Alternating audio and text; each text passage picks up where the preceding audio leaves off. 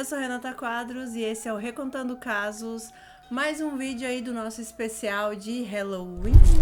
O caso de hoje é daqueles casos que a gente fica com o coração um pouquinho, quer dizer, pouquinho não, bastante despedaçado depois que a gente sabe sobre ele, porque é daquelas situações que acontecem, você não sabe exatamente por quê e como, mas elas mudam a vida de muitas pessoas e nesse caso aqui moveu até países. Yoshihiro Hattori e seu amigo Webb, eles apenas queriam aproveitar uma festa de Halloween num sábado à noite. Mas eles acabaram batendo na porta errada. E o que poderia ter sido resolvido ali de uma maneira simples, em poucos segundos se tornou numa tragédia. Yoshihiro Hattori nasceu dia 22 de novembro de 1975 em Nagoya, no Japão. Seus pais eram Mieko e Masashi Hattori, e ele era o filho do meio, então ele tinha mais uma irmã e um irmão. Yoshi é descrito desde muito novo como extrovertido, que adorava conhecer pessoas novas, lugares novos. Ele sempre estava atrás de alguma nova aventura, sempre muito gentil e muito amigável.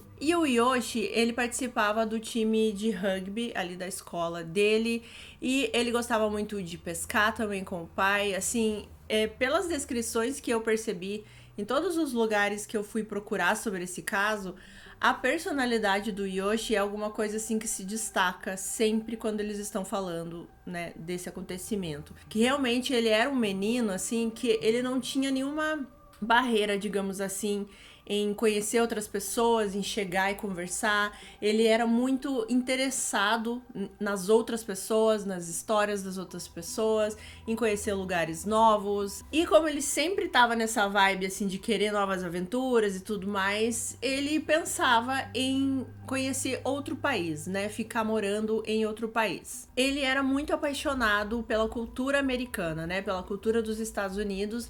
Então ele pensava assim, de repente morar nos Estados Unidos um tempo, estudar e conseguir conviver aí, né, com toda essa cultura que ele gostava tanto. Então ele decidiu se candidatar para um programa de intercâmbio. Nesse programa ele ficaria nos Estados Unidos durante um ano com uma família anfitriã, né? O intercâmbio básico, e durante esse ano ele poderia ir para escola. Nossa, falhou a voz. E nesse um ano ele poderia ir para escola e aprender também, aprimorar o inglês. Ele se inscreveu nesse programa, mas ele não tinha assim, muita fé que ele iam chamar ele, sabe?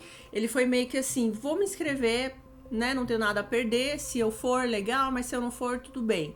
Ele foi meio assim, sem pretensão nenhuma. Como parte aí desse processo para essa inscrição, ele tinha que escrever uma carta, né? E dentre as coisas que ele escreveu nessa carta, ele dizia que independente de onde ele fosse, né, para qualquer lugar que ele fosse nesse intercâmbio, ele queria adotar esse local como a segunda pátria dele. E ele falava que ele queria muito ensinar comida japonesa, a cultura, o estilo, né, da vida lá no Japão para essa família. E para surpresa do Yoshi, ele foi aceito nesse programa de intercâmbio e não só isso, ele também ganhou uma bolsa de estudos para ficar estudando esse tempo lá. No início, como era uma coisa sem pretensão, agora não. Agora ele já estava super empolgado para ir para os Estados Unidos, muito, muito animado para começar esse programa de intercâmbio. Ao mesmo tempo, é óbvio, né, gente, que ele tinha 16 anos aqui. É normal você ter um pouco de medo, ficar um pouco nervoso, né, porque você tá indo pra outro país, vai deixar sua família, você ainda é de menor, né, no caso, ainda 16 anos, é muito novinho. Então ele tava um pouco apreensivo com tudo isso, mas ao mesmo tempo ele também tava muito animado. E pensando aqui, o Japão é um lugar muito diferente dos Estados Unidos, né,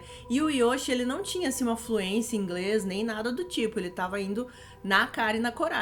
Bom, em 92, o Yoshi estava todo animado aí para ir para os Estados Unidos e o local que ele foi escolhido para fazer esse programa de intercâmbio era em Baton Rouge, na Louisiana, né, nos Estados Unidos. E o Yoshi ia ficar com uma família anfitriã que já tinha recebido outras pessoas nesses programas de intercâmbio, então não seria assim a primeira vez que essa família ia estar recebendo alguém de outro país. E essa família consistia na doutora Holly Haymaker, que era uma médica, e seu marido Richard Haymaker, que era um físico. Eles também tinham um filho chamado Webb, e ele tinha a mesma idade do Yoshi, assim, então tava todo mundo muito animado também para eles se tornarem amigos, né, e conseguirem aí fazer várias coisas juntas, inclusive ir pra escola, né, porque o Yoshi ia pra mesma escola que o Webb. Então o Yoshi foi para os Estados Unidos e ele desembarcou em Dallas. E de Dallas eles foram para Louisiana, de carro. O que eu, assim, eu sempre já falei aqui que eu gosto de olhar no mapa as coisas, né? E, gente, é uma viagem mais ou menos aí de 5 horas. O que eu achei estranho, eu não sei se tem um aeroporto perto de Louisiana, mais perto, né, do que o de Dallas. Mas daí eles tiveram que fazer essa viagem de carro, né? A família anfitriã junto com o Yoshi até a Louisiana, mais ou menos ali umas 5 horas de carro. O que é uma situação, quando você não conhece alguém, você ficar 5 horas dentro de um carro, pode ser um pouco assim desconfortável, pode ser um pouco esquisito, né? Porque você não conhece as pessoas. Mas no caso do Yoshi, nada disso aconteceu. Porque desde o início, a mãe, né, a Holly, ela disse que ela já simpatizou com o Yoshi, que todo mundo ali da família já se deu bem com ele, que em nenhum momento ele ficou assim com vergonha, tímido de alguma forma, ou mais calado. Ele queria conversar, ele queria contar as coisas, ele queria saber sobre a família. Então realmente foi assim uma conexão instantânea do Yoshi com essa família, a Haymaker. E lembrando que o Yoshi, ele não tinha fluência em inglês, ele sabia, assim, o básico ali para trocar algumas palavras, e mesmo assim isso não impediu, né, que ele chegasse ali animado, extrovertido, como ele sempre foi. A família sentiu que o Yoshi realmente era um espírito livre, que queria viver novas aventuras, conhecer pessoas e que realmente ele tinha um apetite enorme pela vida. Bom, assim que o Yoshi começou na escola ali, que era a mesma escola do Webb, ele imediatamente já fez vários amigos, ele já começou a conhecer várias pessoas, professores e tudo mais. E o Webb, que era esse filho da família, ele era um adolescente um pouco mais retraído, mais tímido, e o Yoshi acabou ajudando o Webb, assim, a fazer mais amigos e sair um pouco da zona de conforto dele. Então, assim, realmente, sim, tem pessoas que quando chegam num local, eles transformam a vida de todo mundo, né?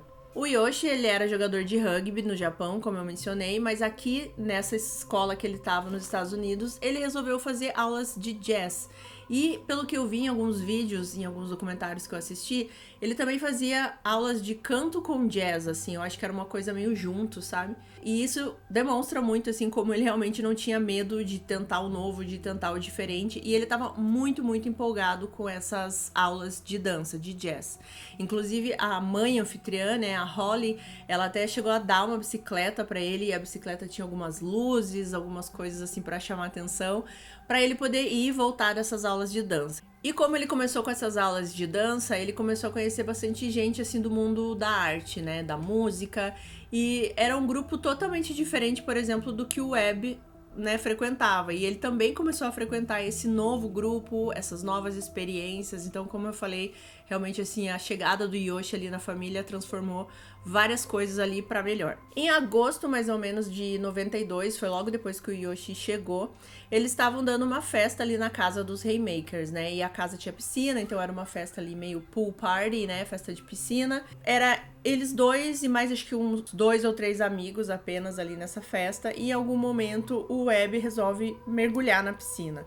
Só que ele mergulhou numa área que era um pouco rasa e ele não calculou muito certo assim o pulo dele e ele acabou se machucando gravemente no pescoço. Foi tão grave que os pais, eles achavam que o filho, né, que o Webb talvez nem fosse voltar a andar. Mas, felizmente, o Webb conseguiu receber um tratamento a tempo, um tratamento eficaz. Então, ele ia voltar a andar, mas ele ainda estava se recuperando, né, dessa lesão que ele teve na piscina. Em setembro de 92, um mês depois desse acidente com o Webb, a Holly leva os dois numa festa, num festival de blues que estava tendo na cidade.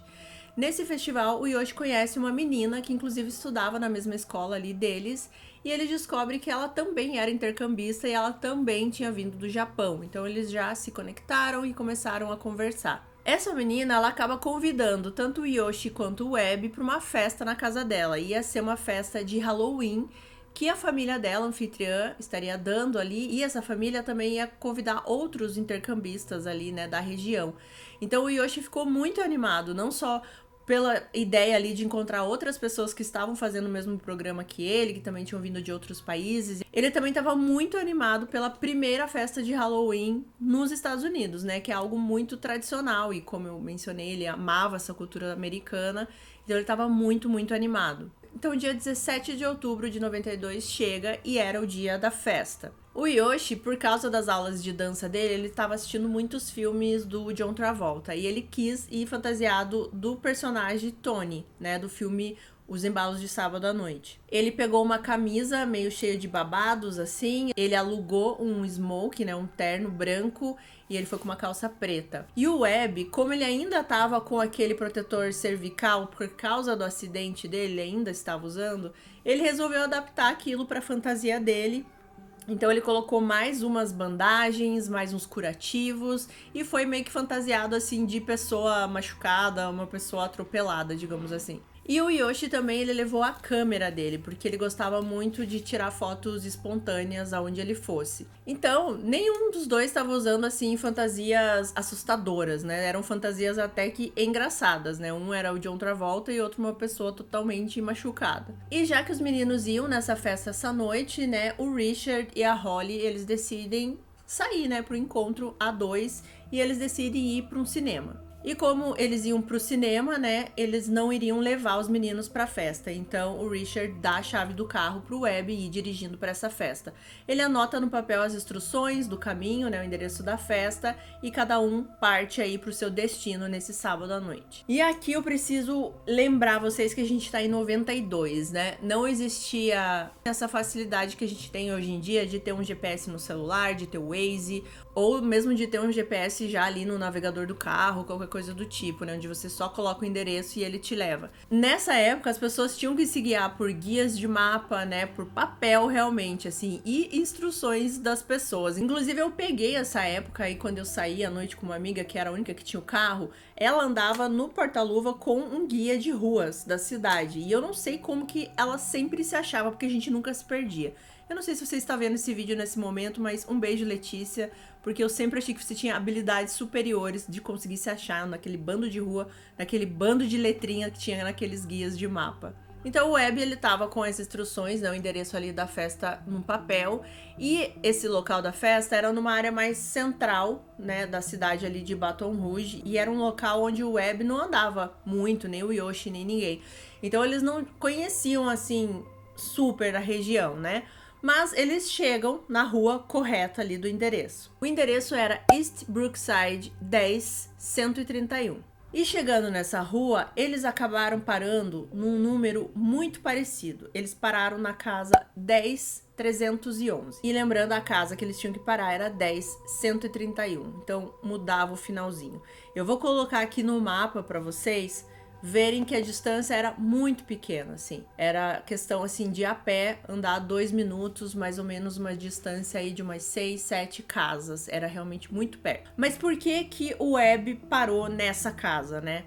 Porque essa casa tinha muita decoração de Halloween e tinha uns 3, 4 carros na garagem. Então, quando eles chegaram e viram um número e meio que, olha, o número é parecido e a casa parecia que estava tendo uma festa, eles achavam que era ali. Então, eles param o carro e descem. Era mais ou menos 8h15 da noite, eles chegam mais próximos à porta e tocam a campainha e esperam um pouquinho. Como ninguém apareceu, eles começam a retornar para o carro. E nisso, aparentemente, parece que o Webb, ele meio que percebeu que eles poderiam estar na casa errada. Eu não sei exatamente se ele chegou a olhar o número e ver realmente que era a casa errada. Mas é que assim, gente, tudo que eu vou descrever aqui pra vocês foi questão de segundos. Então, quando a gente tá contando, dá a impressão que deu tempo, sabe? Assim, mas sabe aquela coisa que quando você vê, já aconteceu. Dentro da casa, Bonnie Pierce, que era a mulher que morava ali, ela tava espiando os meninos pela porta lateral ali, pela persiana. Ela abre a porta, vê os meninos, ela disse que viu primeiro o Webb, e ela viu aquela pessoa que parecia que tava machucada, né, cheia de ataduras e tudo mais, e nisso ela olha pro outro lado e ela vê o Yoshi. E o Yoshi, ele começou a andar em direção a ela. E nesse momento, ela ficou com medo. Ela disse que viu o Yoshi vindo em direção a ela e tinha uma pessoa que aparentemente parecia estar machucada e ela simplesmente ficou com medo. Ela voltou para dentro da casa, fechou a porta muito rapidamente e pediu para o marido dela pegar a arma. Agora que voltando para a perspectiva dos meninos, enquanto eles estavam voltando para o carro, eles escutam barulho de gente mexendo na persiana, que é essa persiana da porta lateral que eu mencionei. Nisso eles olham pra trás e o Yoshi começa a voltar, né, porque ela abre a porta. Ele queria perguntar, né, onde é que era a festa, se ali era a festa, se não era, só que ela rapidamente já fechou a porta, o que eles acharam muito estranho, né? Por que ela simplesmente abriu a porta e fechou? Por que ela então não fala se a festa é aqui, se não é aqui? Nesse momento, o Webb, ele já percebeu que eles não estão na casa certa, né? Que ali tá alguma coisa muito estranho. Ele já tava mais perto do carro do que o Yoshi. E o Webb tenta falar pro Yoshi, né, que tava na casa errada, venha pro carro, deve ser mais pra frente, vamos tentar achar o local certo. Só que no mesmo momento que ele tá aqui tentando explicar pro Yoshi que é a casa errada, vamos embora, a porta se abre novamente. Só que dessa vez não era a Bonnie que tava na porta, era Rodney. E ele estava armado com uma Magnum 44. O Webb, imediatamente ele percebeu a arma na mão do Rodney e ele tenta avisar o Yoshi falando volta pro carro, né, isso é uma situação perigosa, a gente tem que ir embora. Só que o Yoshi continuava andando em direção ao Rodney, né, e a essa porta. Em algumas fontes eu vi até que o Yoshi dançava, né, por causa da fantasia dele, que tinha a ver ali, ele tava dançando e dizendo assim, a gente tá aqui pela festa, a gente veio para a festa. Eu tenho que mencionar aqui duas coisas. Uma é que nesse dia o Yoshi ele tava sem as lentes de contato dele, porque ele tinha perdido. Então ele não tava enxergando direito, assim, ainda mais à noite. E a segunda coisa era que o inglês do Yoshi não era muito bom. Nesse momento aqui ele tava cerca de 2 meses nos Estados Unidos. Então ele conseguia se comunicar, mas não era assim como se fosse algo super fluente. Então, nesse momento, o Webb, ele fica desesperado, assim, de achar que o Yoshi não tá vendo a arma, né, não tá percebendo, ou às vezes pode achar que é uma fantasia também, né, que faz parte de alguma coisa de Halloween. E a arma específica que o Rodney tava segurando era uma arma, eu vi a foto dela, é uma arma toda cheia de negócios, assim, sabe? Que realmente parece uma arma que é até meio que enfeitada demais pra ser uma arma real, né, parece uma arma de fantasia. E as armas no Japão, gente, não são, pelo menos não eram, não sei hoje como que é, mas nessa época não eram comuns, assim, as pessoas não tinham esse contato com armas e de ver a arma ao vivo, né? Então era uma realidade diferente pro Yoshi e o Webb tava desesperado porque o Yoshi não percebia e não voltava pro carro. Então chega um momento em que o Yoshi tá chegando mais perto do Rodney e o Rodney, ele fala a palavra freeze. Freeze é tipo assim, pare, né? Tipo, para o que você tá fazendo, fique parado, não se aproxime mais. Que seria a tradução de congelar, né? Fique parado. É possível que o Yoshi não tenha entendido o que era essa gíria americana e ele continuou andando na direção do Rodney. E foi quando o Rodney atirou no peito do Yoshi. Então ele fechou a porta e voltou para dentro da casa. O Yoshi caiu imediatamente e começou a chorar de muita dor e o Webb foi correndo, né, para socorrer o amigo e ele disse que o Yoshi ainda estava falando, ainda estava consciente. O Webb, ele vê o quão sério é o ferimento do Yoshi, então ele sai correndo e pede ajuda para um outro vizinho ali para chamar o 911. Esse vizinho, ele liga e ele vai ali tentar socorrer o Yoshi, ele fala para ficar fazendo pressão na ferida e ficar o mais quieto possível, o mais parado possível. Nesse momento aqui, esse vizinho que ligou pro 911, ele não tem ideia de quem atirou no menino, foi o próprio vizinho dele, né, o Rodney. Então ele começa a gritar para esses vizinhos, para eles também virem ajudar, para eles também ligarem. Mas ao invés disso, a Bonnie, ela só grita da janela para eles pararem de encher e irem embora. É dito que eles chegaram a ligar pro 911 também, o Rodney e a Bonnie. Mas eles ligaram e em nenhum momento assim eles saíram para fora ali da casa para ver o que tinha acontecido, para entender a situação, né, quem eram aquelas pessoas. A ambulância, ela demorou um pouco para chegar no local, ela demorou cerca ali de meia hora mais ou menos. E a bala que o Yoshi recebeu, né, no peito, ela atravessou literalmente ele assim e perfurou um pulmão. E ela saiu pelas costelas dele. Então, cerca ali de mais ou menos 8h50 da noite, o Yoshi acabou perdendo a vida a caminho do hospital. Ele acabou morrendo por causa da perda de sangue. Quando era 8h15 da noite, o Yoshi estava feliz, estava animado que ia para uma festa e 8h50 ele estava morto. Eu acho que eu vou ter, sei lá, 100 anos ainda, eu não consigo me acostumar, aceitar, compreender a ideia da morte, né? Que é uma coisa tão simplista, digamos assim, no sentido que A pessoa tá aqui uma hora e depois ela já não tá. Pode ser um evento de segundos. Acaba, né, gente? Acaba. Uma pessoa existe e depois ela não existe mais em questão de segundos. Então essas situações, assim, nesses casos que parece que vem do nada, né? E tira a vida de uma pessoa, sempre me deixa um pouco atordoada. Eu vi num documentário que eu usei aqui pra fonte desse vídeo, e obviamente eu sempre deixo aqui embaixo, tem assim imagens da camisa do Yoshi, como que ficou depois. Já tava o sangue seco, né, então ela fica marrom, mas a camisa que ela era branca, ela tava inteira marrom. Quase não tinha espaço na camiseta que estivesse sem sangue, assim, então dá pra ter noção do quanto sangue ele perdeu realmente por causa de um tiro. Bom, enquanto isso, do outro lado da cidade, os Haymakers estão saindo do cinema, né? E eles foram assistir o filme O Último dos Moicanos. Eu nunca assisti esse filme, porém dizem que é muito, muito violento. E isso foi um dos comentários que ela fez enquanto eles saíam desse cinema. Que ela disse assim que ainda bem que o país agora não era mais tão violento quanto estava sendo retratado ali no filme. Nisso ela recebe um bip no pager dela, né, que naquela época usava-se mais os pagers. E quando ela retorna para esse número, ela vê que é da delegacia. E ela fica preocupada e pergunta o que tá acontecendo. E o policial diz assim que tinha acontecido alguma coisa, que o filho dela tava bem, mas que o Yoshi não. Então ela fica preocupada e ela pergunta, então qual hospital eu vou, pra onde que eu tenho que ir? Daí ele fala, não, pode vir pra delegacia mesmo, porque não tem ninguém no hospital. Então aí ela já entendeu realmente que o Yoshi tinha falecido. Quando ela chega na delegacia, ela já vê o Webb sentado, né, com as mãos na cabeça, assim, meio atordoado. E pelo que eu entendi, foi ela que deu a notícia pro Webb de que o Yoshi tinha falecido, porque eu acredito que o Webb deva ter sido levado para a delegacia enquanto o Yoshi estava na ambulância, né? Então acho que ele não sabia do estado do amigo. E quando a mãe chega perto do Webb, assim, a primeira coisa que ele pergunta, assim, ela nem dizer nada, é o que acontece quando uma pessoa leva um tiro no peito. E daí a mãe responde assim, algumas podem sobreviver e outras não. Daí ela fala, o Yoshi não sobreviveu. E a reação do Webb na hora foi colocar as mãos na cabeça e dizer, coitada da mãe dele. Yeah, and he started going to the man. And then I saw he had a gun. I go, Yoshi, no! Yoshi, come back! And the man said, freeze! And Yoshi said, I'm here for the party.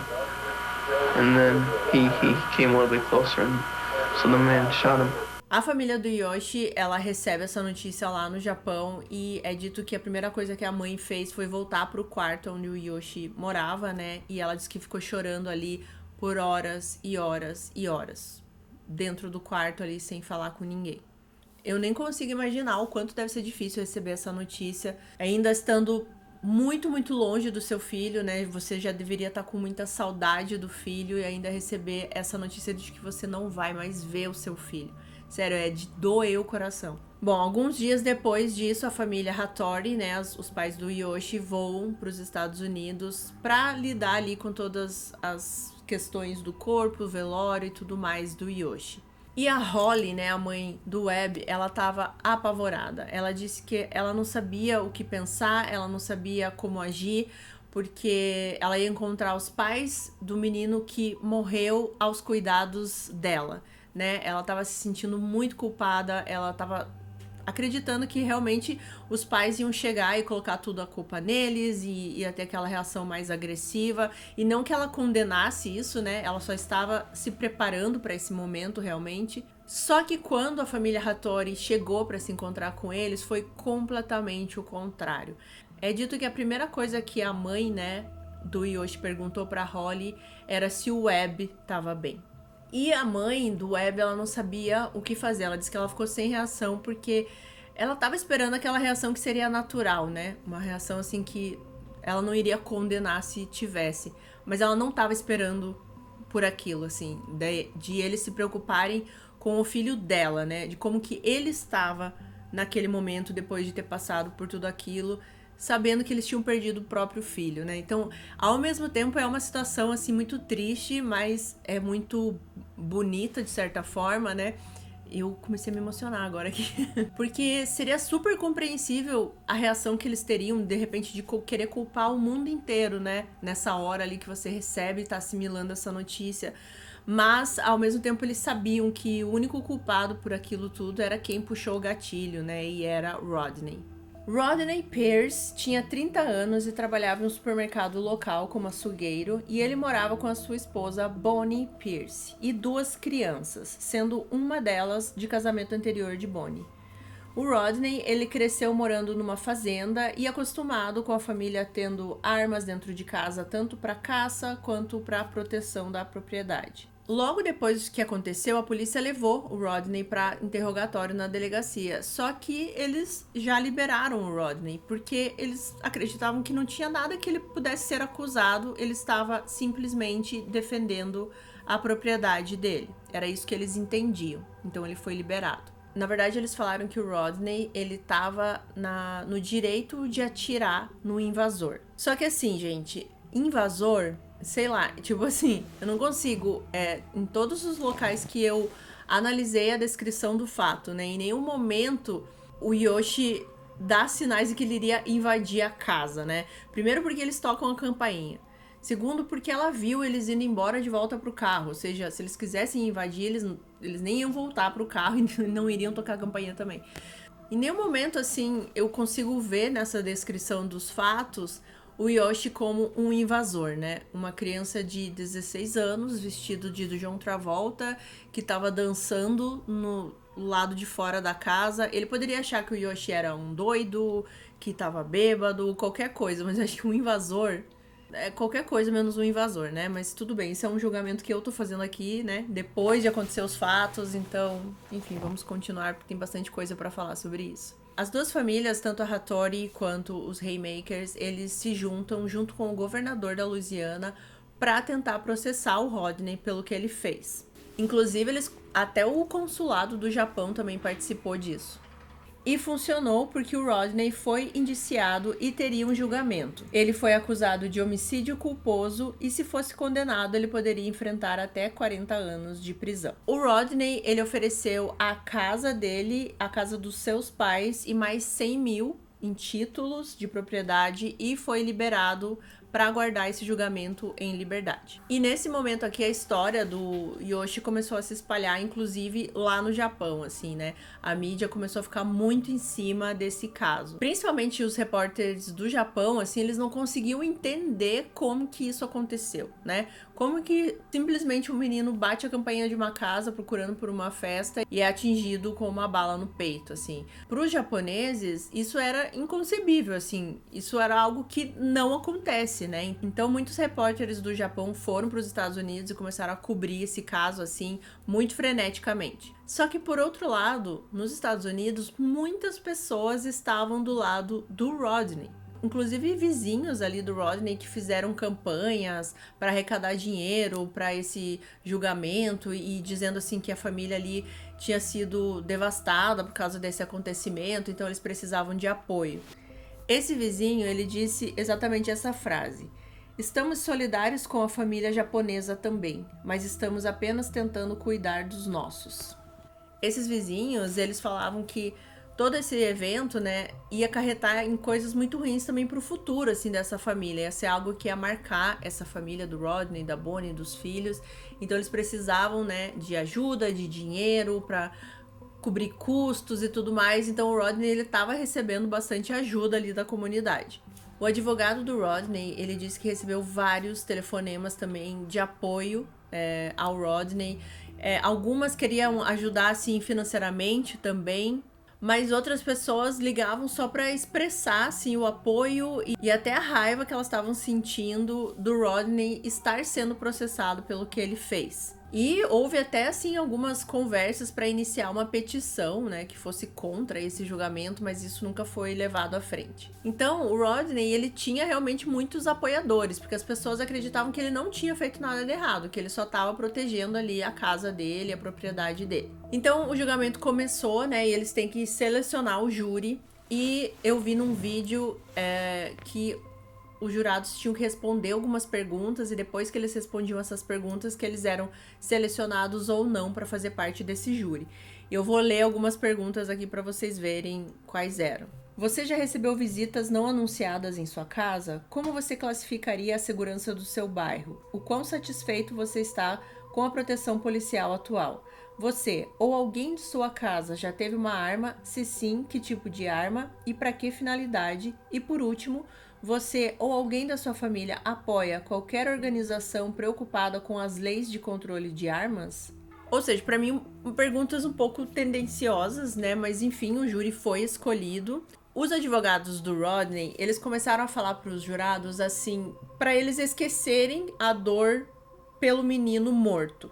Foi exatamente isso assim que eles falaram.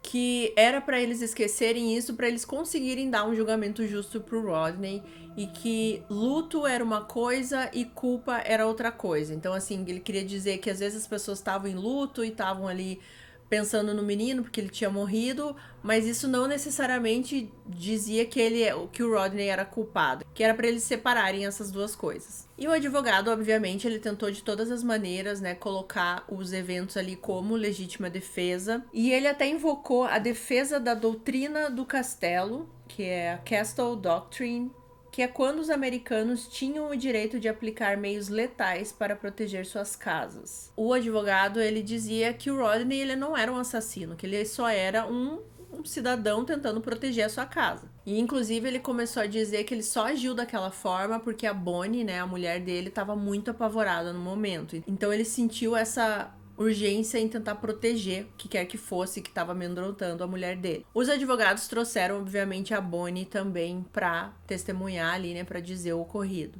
E ela contou mais ou menos isso que eu já falei pra vocês, que ela olhou na persiana, ela abriu a porta e ela viu uma pessoa toda machucada e ela pensou que aquilo não estava certo, e daí ela viu o Yoshi mais próximo dela e ela se apavorou e ficou com medo e entrou de volta na casa. E aqui que começam algumas declarações assim meio estranhas, porque ela disse que o Yoshi veio muito rapidamente em direção a ela e ela chegou a dar uma declaração no sentido assim, e eu percebi que ele era ou oriental ou mexicano. E isso me incomoda muito porque dá a impressão que você tá dizendo assim, ó, por exemplo, eu vi um homem lá fora e eu percebi que ele estava ou com um revólver ou com uma faca. Ou seja, assim, são coisas ameaçadoras, né? Um revólver ou uma faca. E quando você fala assim, eu vi um homem e eu percebi que era ou mexicano ou oriental. Então, assim, parece que você tá querendo dizer e reforçar que isso é uma coisa que a gente tem que ter medo, entendeu? Esse tipo de pessoa, você tem que ter medo. Então ela tá querendo dar uma desculpa do porquê ela teve medo. Porque ele era mexicano ou oriental. Isso me irrita muito. E daí ela diz, né, que quando ela entra na casa, ela pede pro marido pegar a arma. E ela conta, assim, que ele nem hesitou, né, tipo, em perguntar, mas por quê? O que se viu lá fora? O que tá acontecendo? Ele simplesmente pegou a arma e foi lá pra fora. Ela diz que na hora ali ninguém tava pensando direito, sabe? Ninguém conseguiu parar 2 segundos pra pensar no que tava acontecendo. E ela diz que se arrepende muito isso, assim, de ela ter pedido pro marido pegar a arma. Ela poderia, por exemplo, ter falado pra ligar pro 911 ou qualquer coisa do tipo. Só que daí ela entrou em pânico e, obviamente, esse pânico ela acabou passando pro marido, que também entrou em pânico. E virou essa sequência de fatos que ninguém tava pensando, como eu falei. E ela disse que ela não entende, né, como eu falei, por que ela não ligou pro 911 e ela também não sabe por que ela pediu pro marido pegar a arma. Ela não consegue explicar. And if I wouldn't have said that, Rodney wouldn't have went through what he went through, and Yoshi would be here.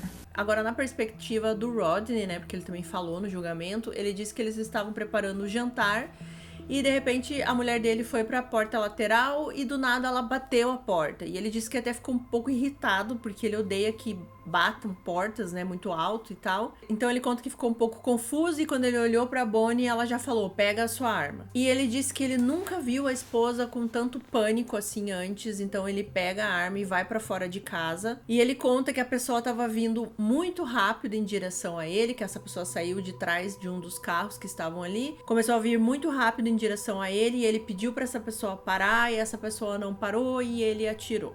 Ele disse que o Yoshi estava agindo de uma forma estranha, que ele estava andando de uma forma irregular e que ele tinha alguma coisa na mão que ele achou que era uma arma, quando na verdade era a câmera do Yoshi, né? Então, assim, ele diz que confundiu aquilo com alguma espécie de arma. Ele diz, gente, assim, que ele ficou com tanto medo de morrer naquela hora que ele resolveu atirar porque ele achava que essa pessoa ia entrar na casa e ia machucar ele e a família dele. Ele disse, abre aspas, eu não tinha escolha. Eu quero que os pais do Yoshi entendam que eu sinto muito por tudo. Alguns vizinhos ali, né, do Rodney também foram testemunhar ali no julgamento, e eles falavam que o Rodney era um pai muito amoroso, que era um vizinho tranquilo de conviver, que ele nunca deu nenhum tipo de problema, que ele nunca foi violento, que ele era uma pessoa trabalhadora. Só que daí quando o promotor público, né, foi falar, ele dizia assim que eles não estavam ali para julgar o caráter do Rodney, né, ou como ele tinha agido durante a vida inteira. Eles estavam ali para julgar aquele fato que aconteceu naquele dia 17 de outubro, que foi ele atirar no Yoshi. E daí ele começou também a dizer que não existia maneira razoável da gente entender como um homem de 1,80 m, né, que era o Rodney, armado, iria se sentir amedrontado e com tanto pânico e medo de morrer, olhando para um adolescente de 16 anos, magro, vestido de John Travolta, né, dançando, e não fazia sentido ele se sentir tão amedrontado assim.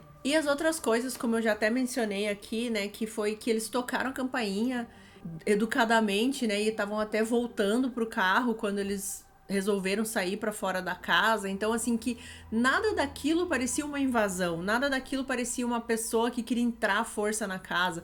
Não era como se eles estivessem na janela tentando bater, tentando abrir, ou gritando lá de fora alguma coisa. Nada disso existiu. Então, esse promotor, ele dizia que os dois ali, tanto o Rodney quanto a Bonnie, eles tiveram inúmeras possibilidades de administrar essa situação de formas diferentes, né? Eles poderiam ter ligado pro 911, ficado dentro de casa se eles estavam com medo e chamassem a polícia. Eles poderiam ter até saído, mas gritado para eles irem embora e falado que não tinha festa nenhuma ali, depois voltar para dentro de casa. Qualquer tipo de conversa, nem que fosse uma conversa até meio ríspida, assim, para mandar os meninos para fora, né? Teria resolvido isso de uma maneira que ninguém ia ter perdido a vida.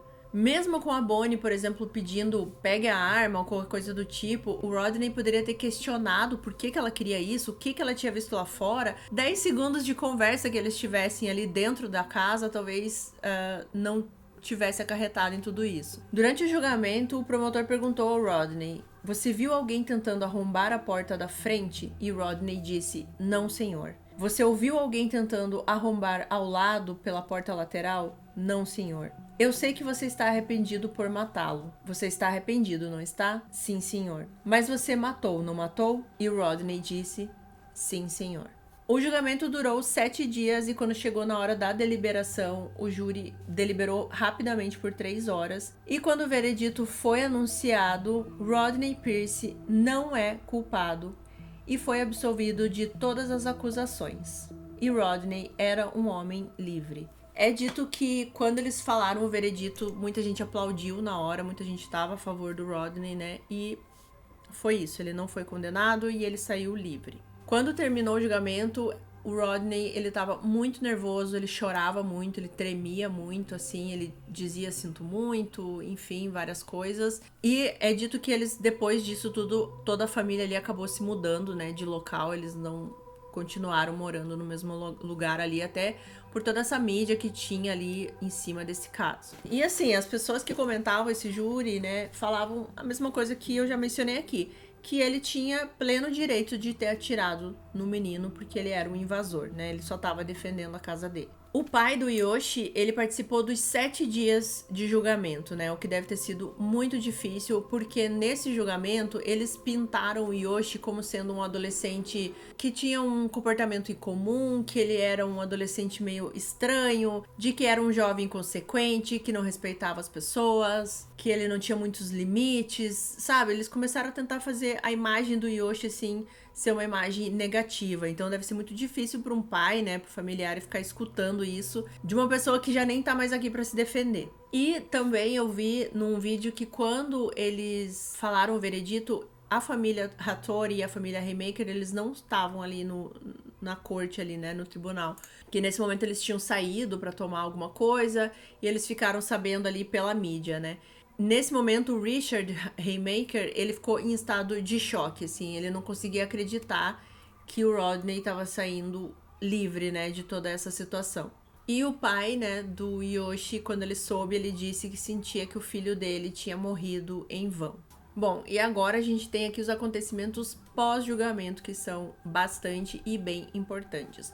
Quando a família Hattori estava voltando, né, para o Japão, é dito que a mãe, ela começou a escrever algumas coisas e ela sentiu no coração dela que ela tinha que fazer alguma coisa contra a facilidade que os americanos tinham em conseguir armas. Então, assim que desembarcaram no Japão, o pai e a mãe do Yoshi começaram uma campanha para pedir o fim do acesso fácil às armas de fogo nos Estados Unidos. Eles começaram uma petição, gente, e eles conseguiram cerca de 1.700.000 assinaturas. Parece pouco? Parece, nos dias de hoje é bem pouco, né? Sendo que uma celebridade faz um post e tem mais do que isso de curtidas num dia, né?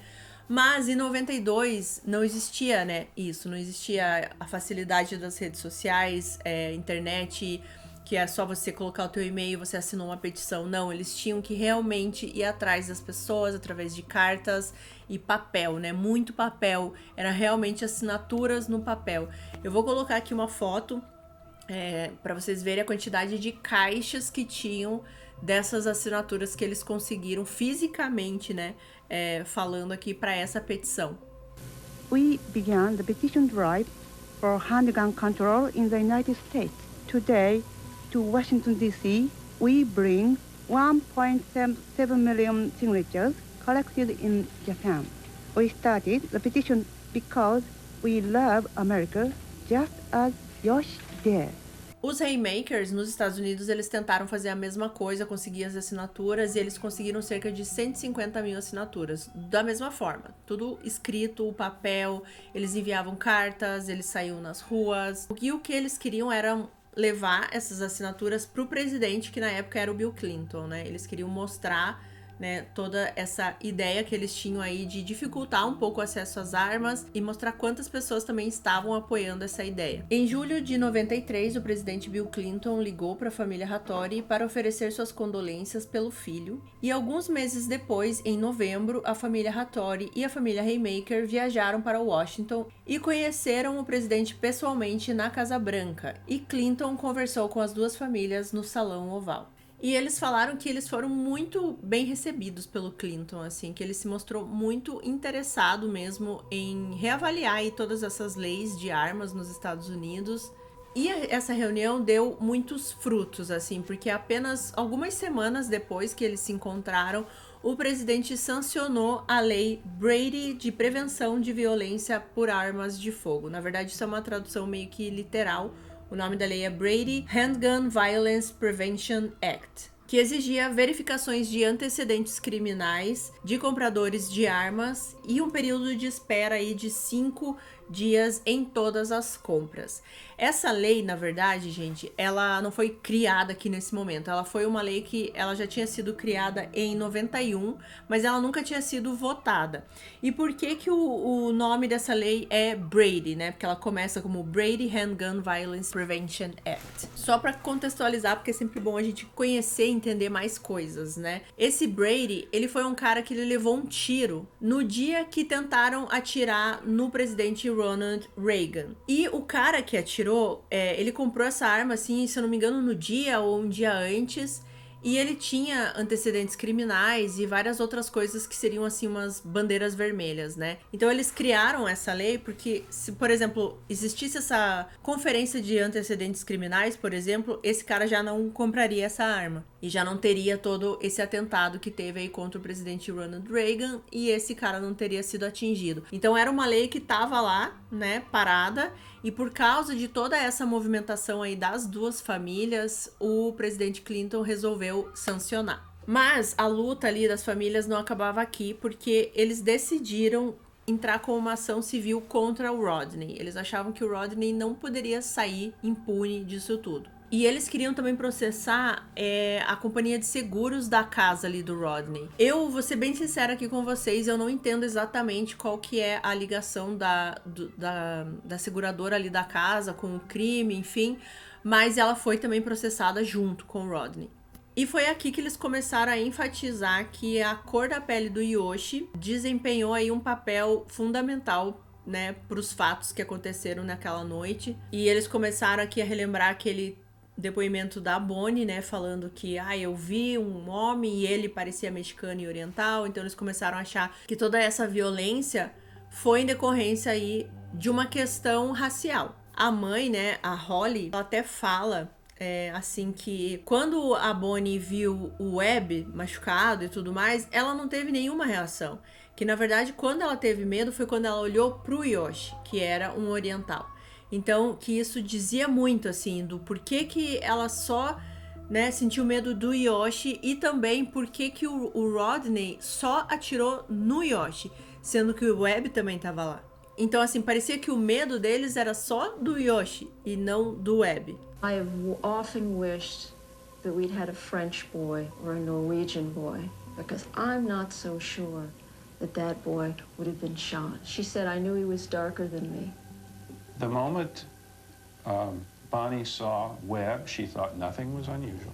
She then saw Yoshi, and within a half a second, the door was slammed and "Get your gun" was said. Didn't believe he was black. Even if he was, that wouldn't have had anything to do with it. It was his fast movement toward that door that scared me so bad, not the color of his skin. E outra coisa também é a questão das fantasias, né? Eles poderiam falar assim, nossa, mas ele tava com uma fantasia que parecia isso, parecia aquilo, mas não, gente, a fantasia deles era completamente inofensiva, assim, não tinha nada de assustadora. Assim, focar aqui na fantasia do Yoshi, né? Porque eles falam que eles estavam com medo do Yoshi. Ele tava vestido de John Travolta, gente. Não tinha nada no rosto desse menino de 16 anos. Só, tipo, provavelmente um sorriso e perguntando onde que era a festa e tudo mais. E não entendemos por que eles olharam para aquele menino e acharam ele amedrontador a ponto deles acharem que eles iriam morrer, que se ele não atirasse, ele iria fazer alguma coisa contra a família toda. Aquele menino de 16 anos. Bom, essa ação civil foi acontecendo, né? Eu não consegui achar tantos detalhes sobre essa ação, mas eu sei que o juiz determinou que a legítima defesa não era cabível nesse caso. Que não havia nenhuma justificativa pro Rodney matar o Yoshi em forma de defesa. Ele foi sentenciado, digamos assim, a pagar um valor de 650 mil para a família Hattori, ele e a companhia de seguros. Mas pelo que eu li, a família Hattori recebeu aí cerca de mais ou menos 100 mil dólares dessa ação civil que eles moveram contra o Rodney. Com o dinheiro que eles receberam dessa ação, eles criaram um fundo Yoshi Hattori, que na verdade é uma bolsa de estudos, que ele promove que estudantes dos Estados Unidos ensino médio vão estudar no Japão. E eles falam o seguinte: essa bolsa de estudos é projetada para promover a compreensão e a paz intercultural. Permite que estudantes do ensino médio viajem para o Japão como estudantes de intercâmbio, e sua esperança é que os destinatários desse prêmio viajem para estudar e deixem uma marca positiva no mundo no espírito de Yoshi.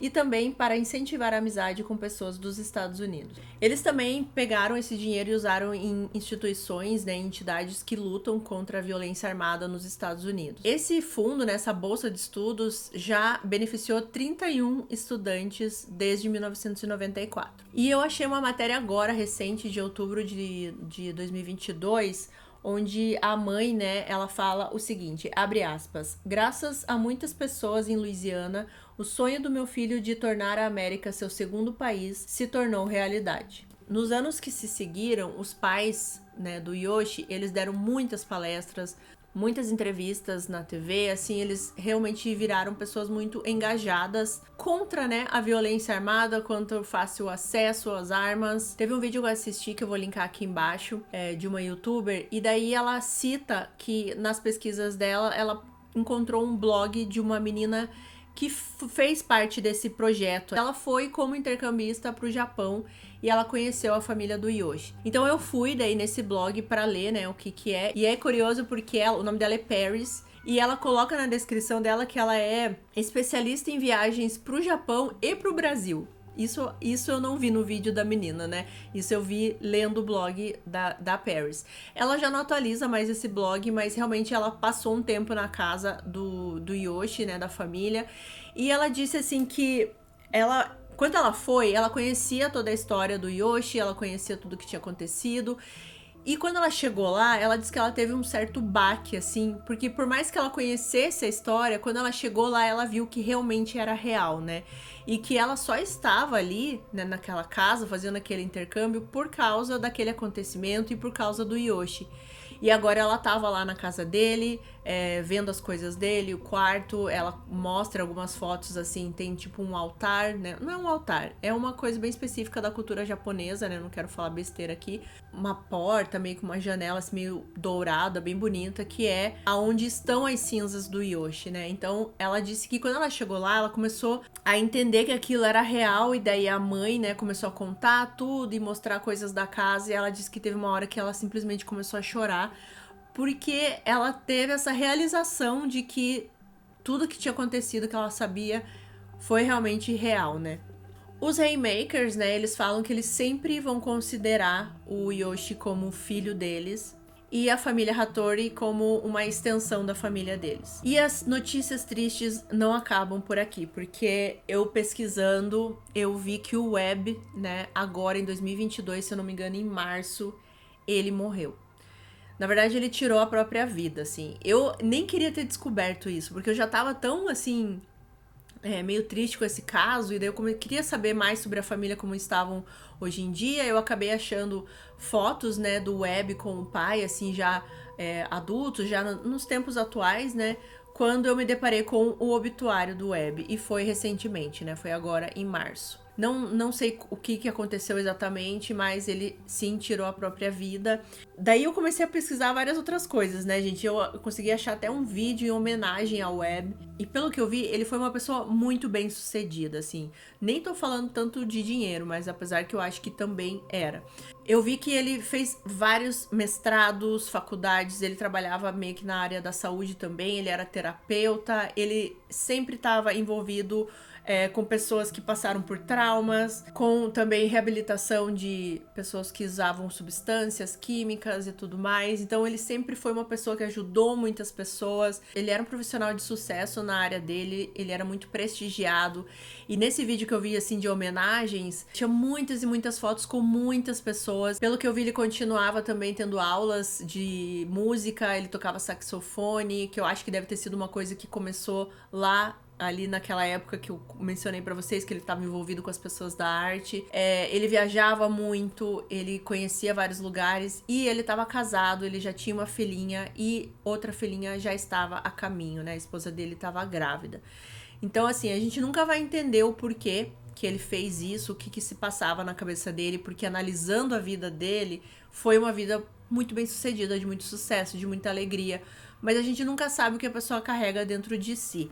Eu li daí em alguns lugares que a mãe dele, ela disse que acha que não foi o ocorrido com o Yoshi que fez ele tirar a vida, mas que ele já tinha falado algumas vezes que ele se sentia culpado porque foi ele que parou na casa errada e porque no momento lá ele não fez nada mais, digamos assim, efetivo para tirar o Yoshi lá da frente da casa.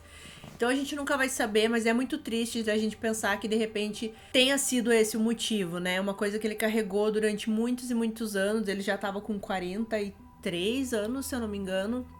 Então é muito tempo pra ficar carregando uma dor, uma culpa, que de repente a gente não sabe por quê, mas, né, chegou no momento que talvez ele não aguentasse mais. É muito triste isso, fiquei bem triste de ver essa notícia, porque eu esperava poder saber mais dele, né?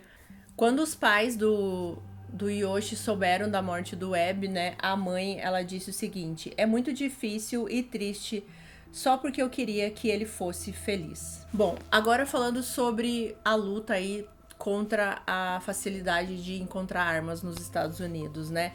Essa lei que eles conseguiram, né, sancionar lá em 93, né, se eu não me engano, ali com o presidente Clinton, ela expirou em 2004, sob uma administração republicana que defendia os direitos a armas. O número de armas nos Estados Unidos continua a crescer e agora existem cerca de 400 milhões em circulação, mais do que a população.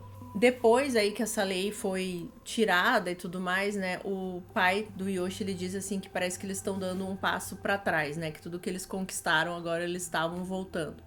Os pais do Yoshi, gente, pelo que eu entendi, agora eles estão dando uma recuada, assim, estão se afastando um pouco de todos esses projetos que tinham a ver aí com as armas e com o filho. E é compreensível, porque agora eles já estão aí com 70 e poucos anos, né? A família Haymaker, pelo que eu entendi, a mãe, né, a Holly, eu vi que ela dá algumas entrevistas, algumas lives que eu vi também.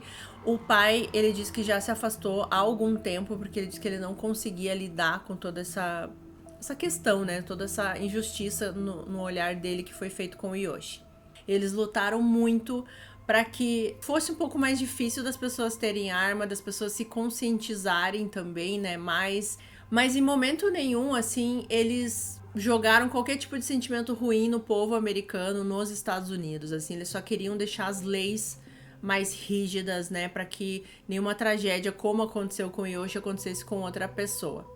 Eu não consigo, gente, assim, compreender o que aconteceu nessa noite. Eu acho que é aquele tipo de acontecimento que não tem uma explicação e que se as pessoas tivessem parado pra pensar 5 segundos, nada teria acontecido, né? Foi uma fatalidade eles baterem na casa errada, mas assim, isso é uma coisa que pode acontecer com qualquer pessoa, você bater na casa errada de alguém, e isso não pode ser um motivo pra você atirar numa pessoa. Eu acredito sim que possa ter tido aí algum tipo de preconceito realmente, de você olhar e ver que uma pessoa é oriental, ou como ela falou que parecia mexicano, ou como ela disse até assim, eu vi que ele era mais escuro que eu.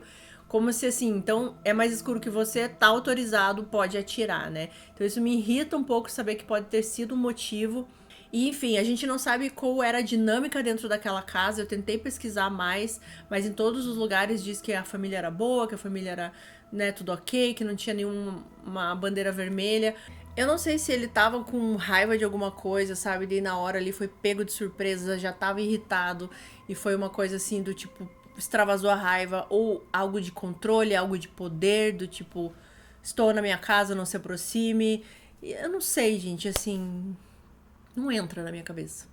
Mas a gente não sabe o que estava acontecendo naquela casa naquele dia, se eles já tinham discutido, se não tinham. E nessa hora é muito complicado você ter uma arma perto de você, né? Tanto para as pessoas que estão ali, como no caso do Yoshi, alguém que tá chegando ali porque queria ir para uma festa. Gente, é muito absurdo esse caso, assim, de pensar que uma pessoa pode perder a vida desse jeito. Mas o que eu tenho pra dizer é que eu simplesmente não consigo compreender de que forma que esse menino assustou tanto e botou tanto medo, tanto na Bonnie quanto no Rodney. Isso eu não consigo entrar na minha cabeça, assim. Eu quero muito saber o que vocês acham desse caso, o que vocês acham, assim, que deu errado naquela noite, digamos assim, né? Foi uma reação exagerada? Vocês acham que ele estava certo, que ele estava defendendo a propriedade dele? Enfim, eu quero muito, muito saber a opinião de todo mundo aqui nos comentários. Muito obrigada por assistir o vídeo até aqui novamente, gente. Eu tô amando vocês. Eu tô amando vocês. Cada dia que eu acordo e vejo os comentários de vocês, eu fico com mais vontade de continuar. Muito, muito, muito obrigado por vocês estarem aqui. A gente já tá chegando perto de 3.000 seguidores, gente. Eu nem acredito. Muito obrigada mesmo, de coração. Até o próximo vídeo.